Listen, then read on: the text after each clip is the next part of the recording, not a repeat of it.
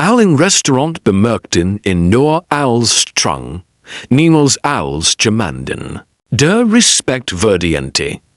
Ein ruhiger, guterer Mann in einem schlichten grauen Mantel, der allein an einem Ecktisch nahe der Geschenke sah, an einem Platz, den Kellner fürchteten, weil mehr Laufwege an meist weniger Trinkgeld bedeutet. Rennt der Mittag sonst von Gelächter, klirrenden Glugsern, an lauten Gesprächen got gekleidete Geschäftsleute und Influencer erfüllt war. Und niemand, dass der Mann, der sein serviert mit leicht sittenden Fingern ordnet, Firmen, im Wort von Milliarden auf 3 Kontinenten kontrolliert. Das der Gründer eines der mächtigsten Technologiekonzerne Japans war, ein self-made Milliardär, der einst auf Fabrikboden geschlafen hat, Geld zu sparen. Und der sich heute nicht aus Scham, sondern aus Erschöpfung vor dem ständigen eingestarrt worden wegen seines Reichtums für die Unsichtbarkeit entschieden hat. Die Hostess hat ihn kaum eingesehen, als sie ihn platziert. Bereits abgelenkt von einem lauten Tisch mit Gästen. Die Designerin trugen an Markenemen so beiläufig vollen Lein wie Krummel. Und das Service-Personal hofft still, a word, schnell bestellen und ebenso schnell wieder gehen, nur ein Person ingert sich im Unurteil. Die junge Kellnerin Echo, eine Frau mit müden Augen und einer sanften Haltung, gemmend, der gelernt hat, in seiner Arbeit zu verschwinden, weil das Leben sie gelehrt hat, dass Sichtbarkeit oft mit Schmerz einherging. Sie legt ihm die Speiskarte hin, und sprach in einstudierter Höflichkeit auf Deutsch mit Akzent. Fragt, was trinken wohl, und antwortet keinem mit der Spreke, und entschuldigt sich für sein schlecht Ausbrech.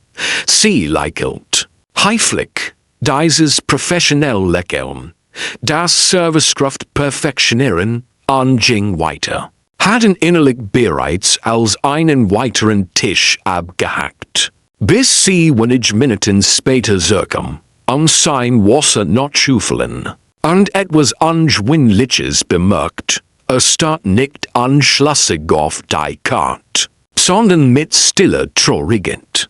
Sein Finger fuhren langsam über die japanischen Schriftzeichen unter den deutschen Beschreibungen.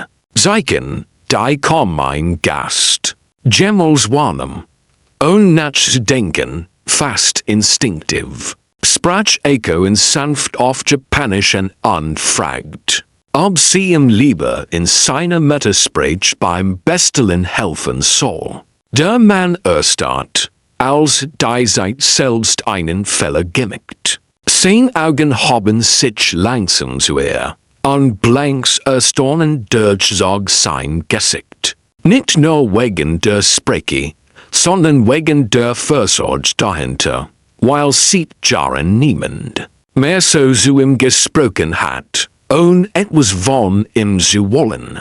Siegernd antwortet auf Japanisch, fragt, why sie die Sprache gelernt heb. Und sie erklärt schlicht, dass sie halb Japanerin sei, von ihrer Großmutter großgezogen wurden. Nachdem ihr Eltern gestorben waren, dass sie die Sprache in einer kleinen Wohnung voller Erinnerungen und Trauer gelernt hat.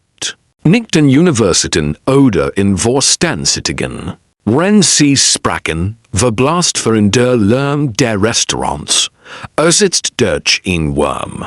Da es seit dem Tod seiner Frau nicht mehr gespürt hat. Ein Wurm, der in ein Zuhause erinnert. Ein einfach Mahlzeiten an Gespräch über scheinbar Unwichtiges. Unserem ersten Mal in diesem Tag lächelte nicht dieses höflich Unternehmenslen, sondern ein Ex, das sein scharfen Gesicht weich worden lieh.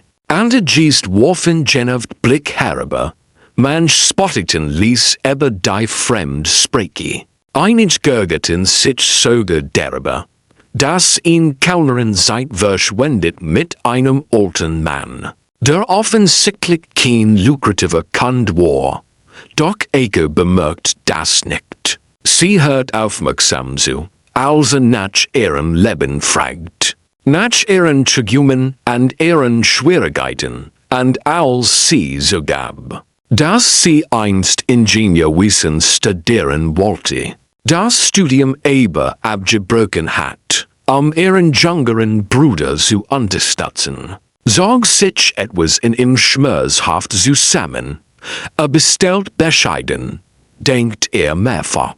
Und als sie wegging, beachtete sie mit einem nachdenklichen Blick, diesen besonderen Blick, den ein Mensch hat, wenn das Schicksal ihm etwas Wichtiges zerflüstert. Als die Rechnung kam, legt sie sanft auf den Tisch und verbeugt sich leicht. Unterstellt ihn letztfrage auf Japanisch, ob sie glaubt, dass Freundlichkeit in einer Welt, die von Status besessen ist, noch ihm Bedeutung heb. Und sie antwortet ehrlich, dass sie glaubt, Freundlichkeit sei das Einzige, was Menschen menschlich hält, nicht langsam. Besolt ruhig und will das Restaurant aufsehen.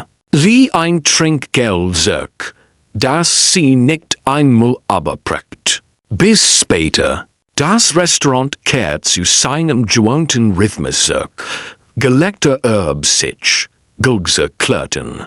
Wohlhabend geest Jennison weiter die Aufmerksamkeit. Bis nächsten Morgen der Manager bleik und aufku in den Personalraum stürmt. Anwirkend, dass das Restaurant eben nicht von einem ausländischen Investor gekauft worden sei. Einer japanischen Holding, deren Gründer persönlich darum gebeten heb, ihn bestimmt Mitarbeiterin namentlich zu treffen. Eiko, verwirring ging durch das Team.